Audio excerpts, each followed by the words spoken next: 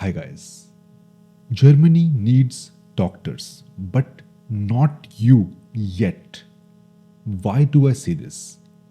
Because through this video, I want to emphasize and remove the thoughts that many people have that since it is widespread everywhere that okay, Germany is facing shortage of doctors, shortage of nurses. So everyone who is applying here will be treated with a red carpet and they will be taken in. I want to bust those myths. In my videos also, I have said that okay, Germany has shortage of doctors. The data, it's not my made up thoughts. That is all data backed. The government has released those data, and that has been me and other sources, news media. Everybody says that okay, Germany has shortage of healthcare professionals.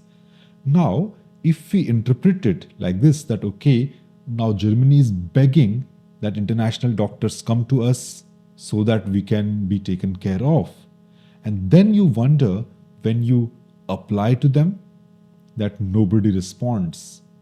Nobody appreciates that you are applying. They take months and months together to even process your documents. They don't give any consideration that you are a foreign qualified doctor and you're applying to Germany to help them, and still they're making you wait for 1 year, 1.5 years, 2 years till you give you permanent license. Now, this is a discrepancy of the mindset. Germany lacks doctors, that is a fact. However, they don't lack qualified medical graduates. That is what we are going to see. What do they lack? Why are people facing problems? Why this thought that okay, getting into PG in Germany is so simple? Prepare those 8-10 documents, translate them, attest them, send it to the licensing authority. They will ask you for FSP, take the FSP, and you have a temporary license, get a job, wait for approbation, take the Kenntnisprüfung, get approbation. Simple. Why do you need any guidance from anyone? Why do we need any consulting at all? Because you ask ChatGPT will tell you these answers. Once I've said in a group, Facebook group, that I'm building a video course, okay, which I did. I have video course since 5 years now. So there was a comment that, sir, it worked 5 years back. Now it will not work because all the information is available on ChatGPT. I did not reply to that, which I usually is my way of ignoring. I did not reply, but in my mind I knew that the course is not about information, it's about transformation. The information was there 5 years back also, and it will now, it is obviously it is there, more information is there. I have put forward so much information through my 250 300 videos on this channel, through our video courses, through webinars. I have put up so much information, but still the information does not guarantee transformation. It does not guarantee that you will be able to use that information in your best scenario. And that is what happens when people take information from many sources or maybe wrong sources, and then they land up in trouble. This happened to one doctor. Unfortunately, he wrote in our comment how difficult his situation has been in Germany. Since 2 years he has been here and facing lots of troubles. All the details are there. To which I actually invited the doctor in public domain that okay, please come on camera, let's have a talk, let's see what was the mistake, what went wrong, so that others could learn from that. But understandably, the doctor is not in a jolly state to be on camera and talking about those turmoils and difficult times he had, so he declined respectfully, to which I have full understanding. I understand that. Okay, so I said that even though without him on being on camera, let me take out the points, let me warn foreign doctors or dentists. Let me give them a blick about what is being published, advertised. It does not mean a blanket statement that everybody is welcome or everybody will be accepted. It's not like that. There is filter. It's like they have the concept of, it is a concept being oversubscribed. Oversubscribed means that they say that okay, we are taking everyone so that everybody applies, and so that then they can filter out or they can take the best out of them. If they said that okay, we are not, I mean, if they did not say that we're taking everyone, many people would say that okay, fine, we'll not go. That's similar to what we can say in our consulting. Basically, we, in all the videos you see that integrated program banner is there, phone number of our team is there, so that people who are interested would contact our team, get more information. We would get to know those people.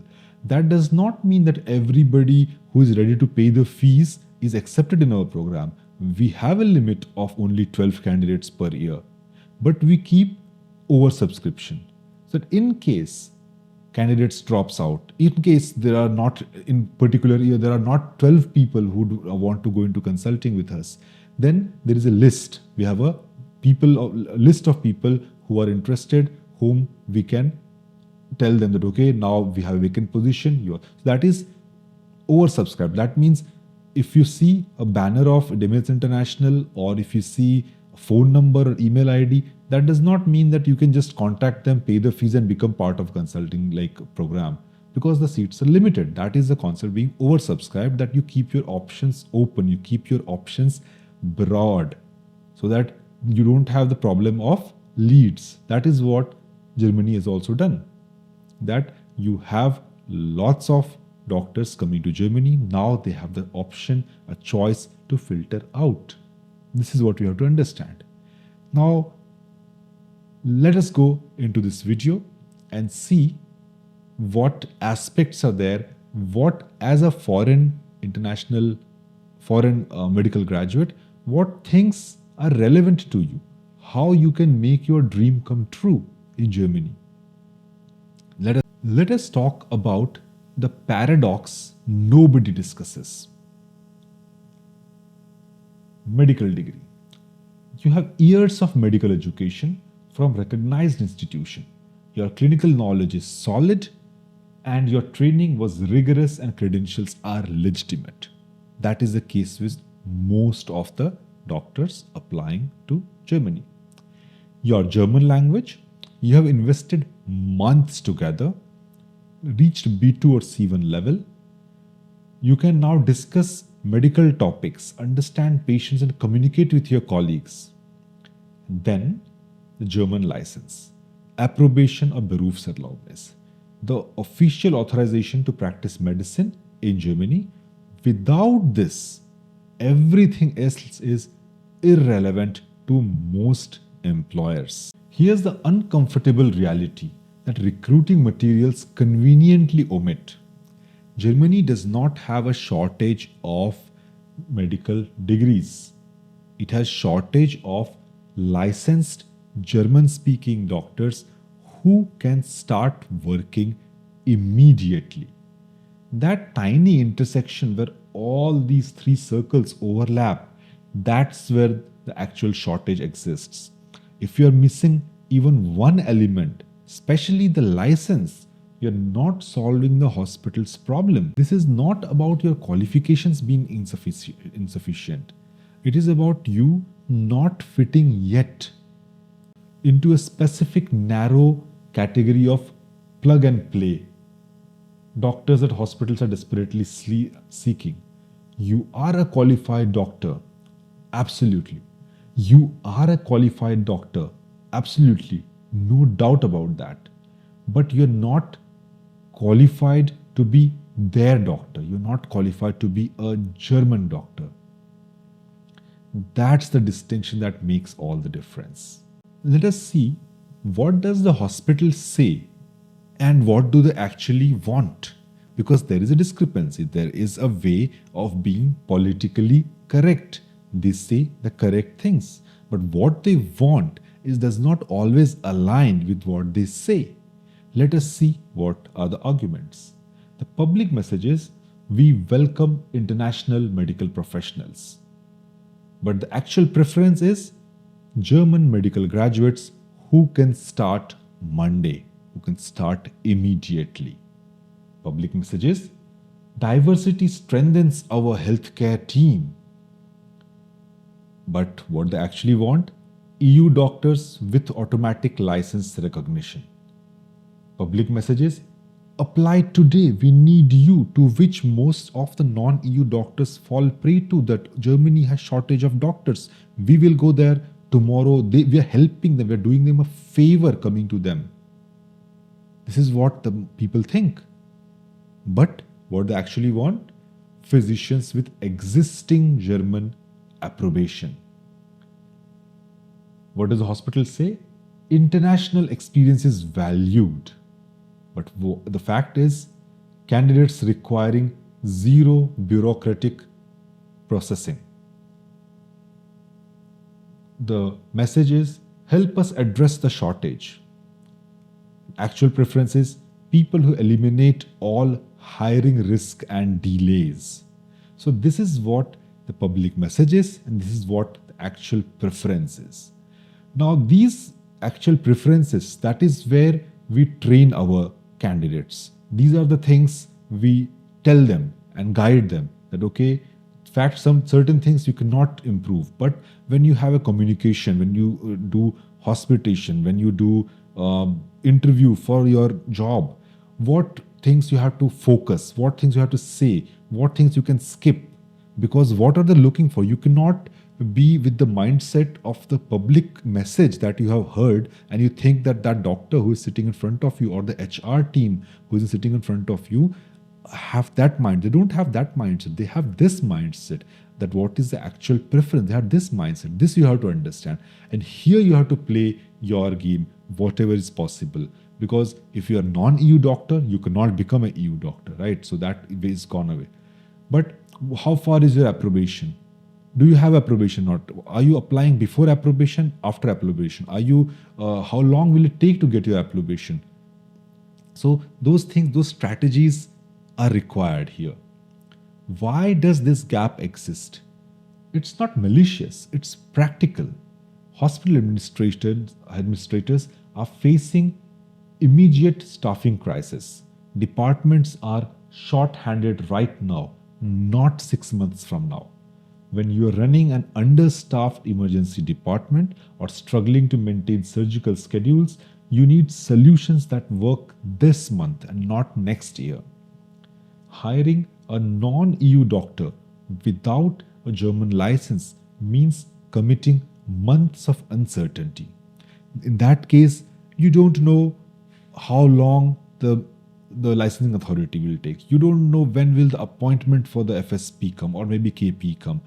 How good that doctor is. If you take him and he's not good, then again you have wasted time and you have to again recruit somebody new. Will licensing authority even approve them? How will they pass the Cantonese Prüfung? Because if they don't pass Cantonese Prüfung, then the hospital is stuck with you, because after 6 months they cannot just remove you because the proboscite is over and you're not passing your approbation exam. So till the time you fail your exam 3 times and you don't have your approbation anymore, like the government takes away your license from you, then without license obviously you cannot work. Till that time, then they have to bear with you that you are a person with temporary license who is not getting permanent license and whom they cannot remove. It's like a fishbone that you cannot even swallow nor throw out. So will they pass the language assessment? Might they need to take language knowledge exams? What's the legal liability if something goes wrong during the licensing limbo? What is the licensing limbo? Is the person who is not appropriate, who does not have permanent license, works only on temporary license. They are legally, the hospital is very liable, because those doctors with Berufserlaubnis are not supposed to work independently. There has to be appropriate doctor who is responsible for those actions. So they cannot just leave you do duties or other things. You cannot do anything. You can just be an assistant. And if they're leaving you on your own, then they are hugely responsible for whatever you do, whatever mistakes you do. For a stressed hospital administrator, These aren't trivial concerns, they are potential catastrophes that could lead a position unfulfilled even longer.